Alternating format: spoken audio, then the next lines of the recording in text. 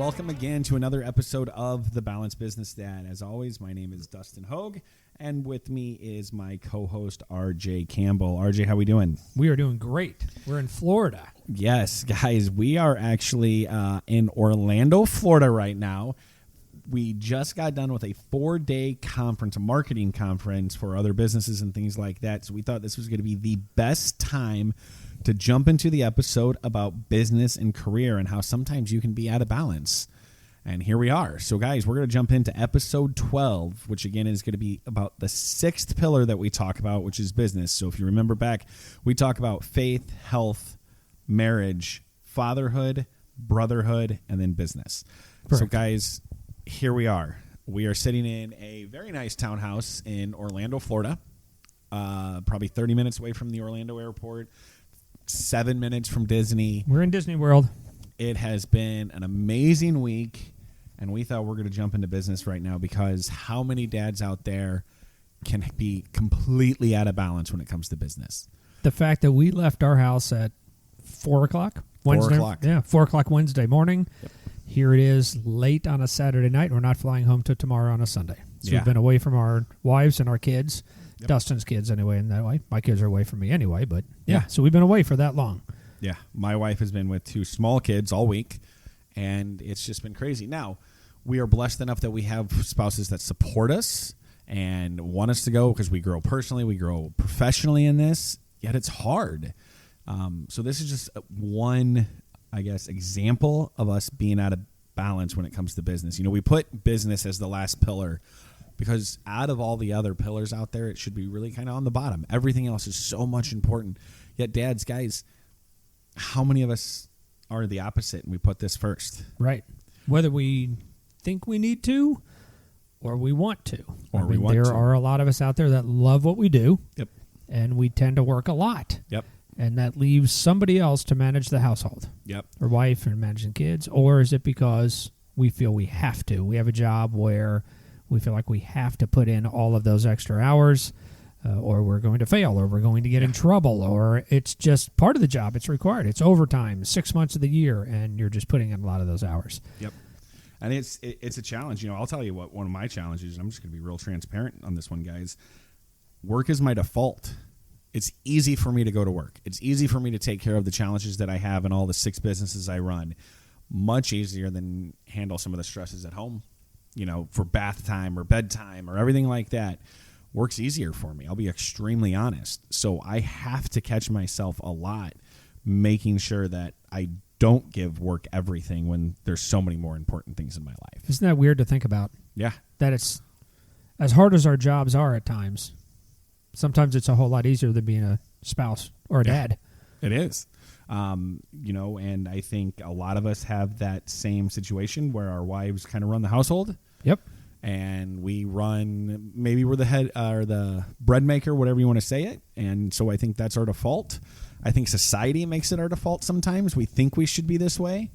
But especially as business owners, not necessarily those 9 to 5 people that quit at 5 o'clock and can come home. I think it's a little bit more challenging as well. You know, some of the notes I wrote down for this episode was there's extracurricular activities sometimes when you're a business owner or you're in sales or you're an executive. There's social outings. There's, you know, I've been in sales and marketing and real estate for a long time. And there was a lot of times where, hey, we have this happy hour going on. We have this networking event. And I mean, let's be honest, those are fun to go to. Yet it was also my job. To this day, every month I still go to one networking event, if you will, that's on a Thursday night. Yep. Right? Every month. And it is a part of my job. I do extremely well there. I get coaching clients from there. I buy houses from there. I learn from there. Yet I'm leaving my wife and my kids on a Thursday night to go, air quotes, work. Right. Yeah. Work. Right. But while work I'm that going involves out to dinner, right, while goes I'm to dinner, having a couple drinks, having a couple of cocktails, talking to a lot of people, having basically a really good time, but doing real work. I mean, exactly. There's a benefit to doing that. I go to. Yep. It is work, but I think our spouses are The ones I don't know. working. Yeah, they're the ones working. They're Yeah. at home and they're taking, especially in Dustin's case now, mine, what my wife used to be. Yep. Yeah, taking home and taking care of little kids while you're out, quote, working. Yeah. So, man, I'm just going to go over some of the notes that I wrote down on this episode, and it's kind of not really organized. It's kind of going to be a little scatterbrained. I think it's so important to talk about when it comes to these business pillars, though. One of the other things that I wrote down is, these social outings can be a little dangerous, whether or not you feel that way, maybe your spouse feels that way, because a lot of times they're with the opposite sex, guys. Let's be honest. These networking events that I go to, there's obviously women there. Half of them, maybe more. Yeah. Yeah. Especially when I was in sales, especially when I was just a real estate agent, right? 90% of it was. And that's something you have to be careful for. Not that you're necessarily doing anything wrong, yet how does it look, one, and B, how does your spouse feel, right? You're out working, again in air quotes, drinking, right? Having a couple drinks, having some dinner, having a happy hour, whatever it may be, with the opposite sex. Mm-hmm. Why your spouse is at home with 2 kids, right? It's tough. There's a book out there, and this is kind of more for our wives out there. I read it, great book, but it's called Girl Wash Your Face, and it's by the author Rachel Hollis. I think you've mentioned that one before. Yeah, it's a really good book. I would even recommend all men read it. Yet the part in this book, she talks about now her ex-husband, so that didn't really work out for him. But they so maybe made a not the rule. best advice is what we're going with. I still think this advice was good. And he was a high executive actually at Disney. He was an executive for the Disney movies. And they made a rule early on in the relationship that in the evening he just was not going to go out if the opposite sex were involved, right? And I think that's extremely important. Yeah. And I really like that rule. Now, you have to set the guidelines and you have to set the parameters that you want with your spouse. Again, but this is a way that it could get out of balance, and that's why we want to bring it up. Yes. Because you got to be careful. Yeah, that was one I'd never even thought about that. Yeah. And Dustin mentioned that earlier, that it was something he had in his notes, and I said, wow, my mind did not even go there. Yeah. Although I spent my whole career, my corporate career, in a industry where it was predominantly women. So I worked with mostly women. Right. So yes, when we went out to happy hour, if there were 20 people, there were 3 of us that were guys. And when I traveled, it was mainly women that I traveled with. Just kind of never really thought about that. Right. But it was always there, always present. Right. You have that North Moral Compass, so why would you think about it? And I'm not even, like I said, I don't even think we should think about it. I think what we should be thinking about is how our wives feel about it. That's the most important part about this, right? Because we're like, well, we're not doing anything wrong. We're just working. Yet what are they feeling? This is where we have to have that open line of communications with your spouse. Right? So a couple other things that I wrote down here, which I'm guilty of this, which is probably why I'm talking a lot about this, but not getting away from work. When you come home, you're still in that work mode. As a business owner, as an executive of a company, as somebody in sales, whatever it may be, it's not like you shut it off at 5 o'clock. It's not like you walk off the factory line, guys. We know how it is. You're still putting out fires sometimes in the evening. Right. You still might get work calls. You might talk to your spouse. I work with my spouse. Yeah, that's the question. Yeah. Dustin, what does your wife do for a living? Absolutely. So the wife is the CFO in all of our businesses. In all 6 of my businesses, my wife is extremely present, extremely active in our businesses. So when we're both go home, we have a challenge of sometimes we don't turn work off. I would say more than not, we don't turn it off. Now, we both enjoy business. We both enjoy talking about business. Yet there needs to be a place and time where you turn it off and, I don't know, talk about life. Have you guys thought about setting that as a parameter, as a rule? By the way, once we go home and at whatever time of the day, 6 o'clock at night, no more talking about work. We have not. Might not be a bad idea. I would say that it hasn't affected anything with us. Like, again, we enjoy it. We look at businesses together. We want to start other things. We want to, serve another community. So we enjoy the work aspect. Mm-hmm. I would say the campground made it hard this summer. Right. So we bought that campground this past summer and we had to run it, and there was no escaping work, especially while we were there because we were living on the campground. So it was never a time where it shut off. You were there every weekend. Every weekend. There, on the weekends when they were open. And while we were there, we couldn't have fun. We had all these grand ideas that this was our land and we were still going to enjoy it and we could go down to the river and do our own thing, and it didn't really happen that much. And that did cause some issues, some challenges that we worked through, and we're going to figure out, because that's what we do, is we figure it out. Yep. And we're extremely open about it. But yeah, there was completely some bumps in there because that business especially was out of balance this summer. Yes. Right. Because it's something you knew a lot about. You had a lot of campground experience going into this. That is extremely sarcastic. So Sorry. But, it was one of those things. There was always a problem down there. And I was the one that had to solve the problem. Or at least I thought I had to solve the problem. Yes. I might not have had to be the one that had to solve the problem yet, because I didn't know what was going on in the whole business itself. I felt like I had to be there. We would have breaks go out in a school bus. By the way, I own a lot of school buses. It's crazy. Yet I thought, well, I have to be there to fix it. I don't know how to fix brakes. I just need to make sure it's getting fixed. And that didn't happen. I was always trying to be there to solve these problems. So, yeah, I was extremely out of balance. Again, we fixed it. We brought in other help where I won't be running it, and we can actually go down there and have fun, which is what we envisioned. But that's just an example of me personally, how business was extremely out of balance. Business never goes away. I had mentioned this one time before, joking it. Dustin bought the campground because he fell in love with the show Yellowstone. 100%. And how could you not from Right. watching Yellowstone, and he wanted land. Yeah. So he basically bought a small version of Yellowstone, and it just hit me today.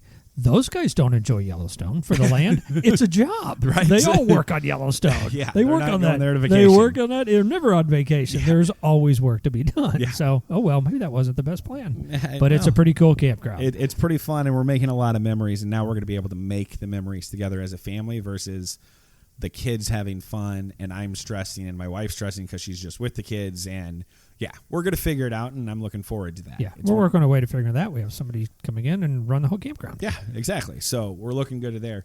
But that was another thing I just talked about, working with your spouse. I coach a lot of married business owners, kind of a niche that maybe I accidentally fell into, yet it's something I enjoy the most because I am there. I am a married business owner, and my wife works in our companies, and there needs to be rules and ground rules with that. And one of the things that we came up with, if you know the book Traction, there's something called a level 10 meeting that is part of that operating system, if you will.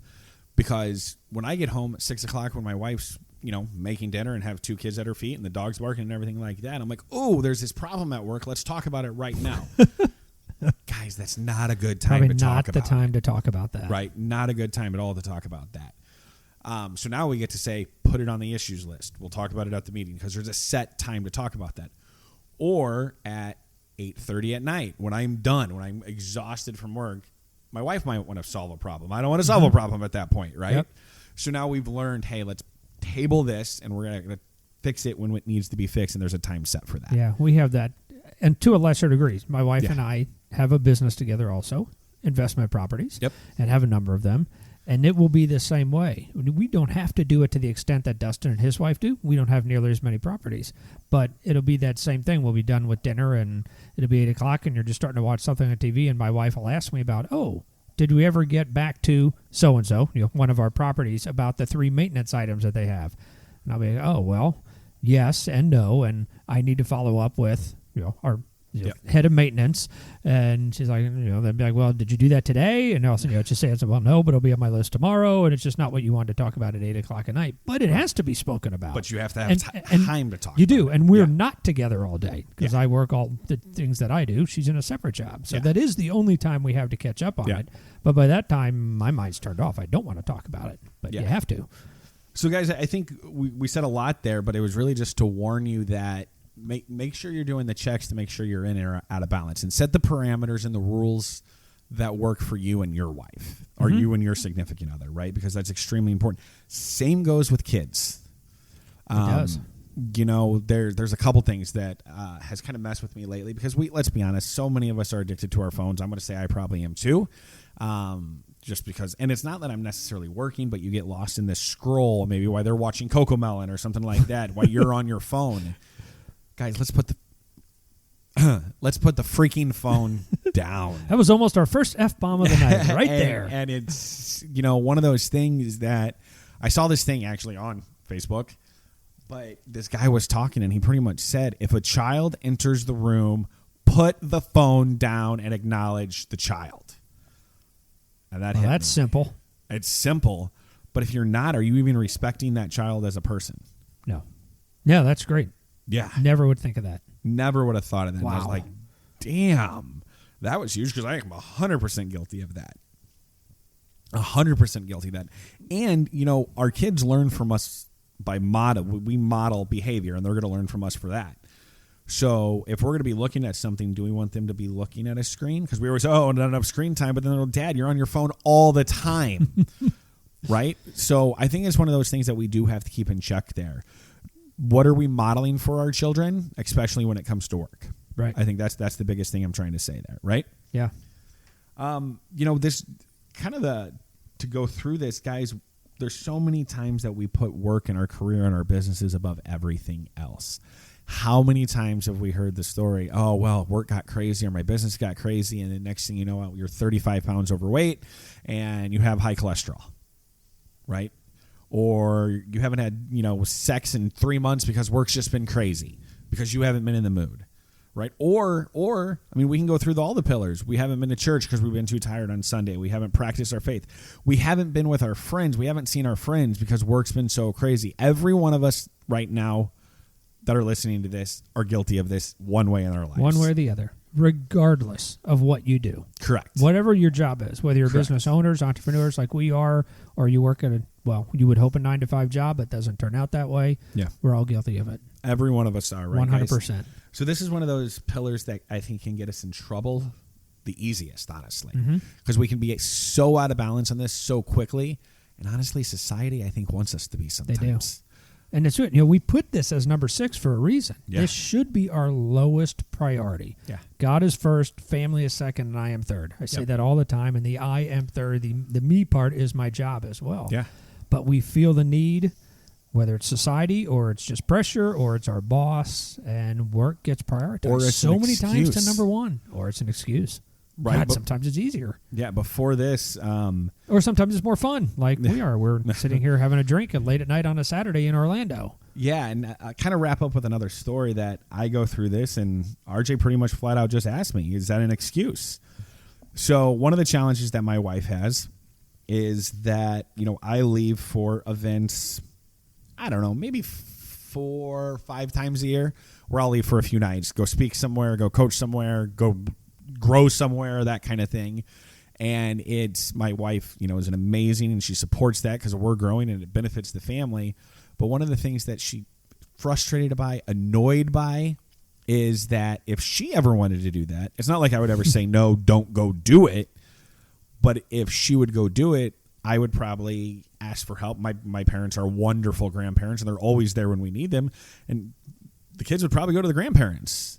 And my excuse for that, and it's kind of a fact, Kind of.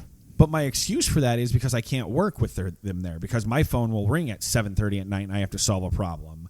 And I know that's frustrated her a lot, but she also sees it. So it's one of those things that, is it an excuse? Is it laziness on my part? Is it part of me? I'm going to be just real transparent with you guys here and probably say it's the confidence that I can handle both kids. Yeah, see, I called that earlier when Dustin mentioned this. I Yeah. said I kind of called bullshit on that one. Maybe as a question more than for sure. Is like, is that the only reason you'd call the parents to come and help with the kids? Because it's just easier. It's definitely easier. I mean, it's hands down easier because they would just take my kids. My kids would be happy. My parents would be happy. I would have a few nights to myself. I mean, it does seem like a perfect storm. Right. And you know, one of the things is my wife can do that. She knows she can do that, yet she would feel guilty doing it.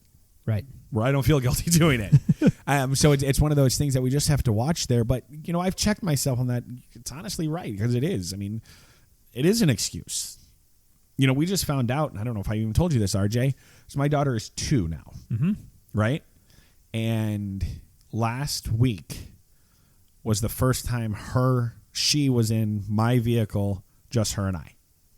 First time ever. First time ever. Not on purpose, it just happened that way. Because so much of us, if we've had to, you know, divide and conquer, I've taken the oldest, my son, and we would go do something, and my wife would take my daughter. This was the first time ever. How did you realize that?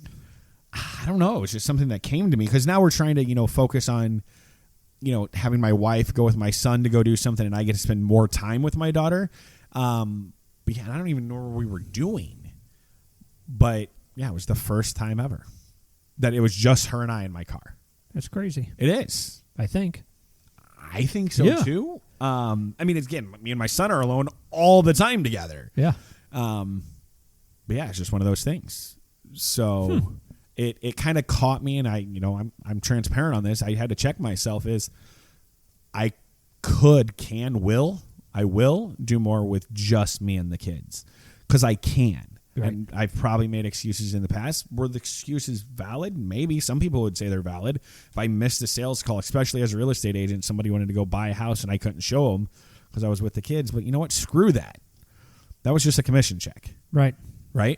So, again, guys, I hope this all made sense. I feel like it was kind of scatterbrained, but I think these are all good bullet items that we went over today because this is the pillar that can get us so out of balance. It can. It should be, we say this over and over, the lowest priority. Yep. Again, we know it's important. We have to make money. We have to support our families.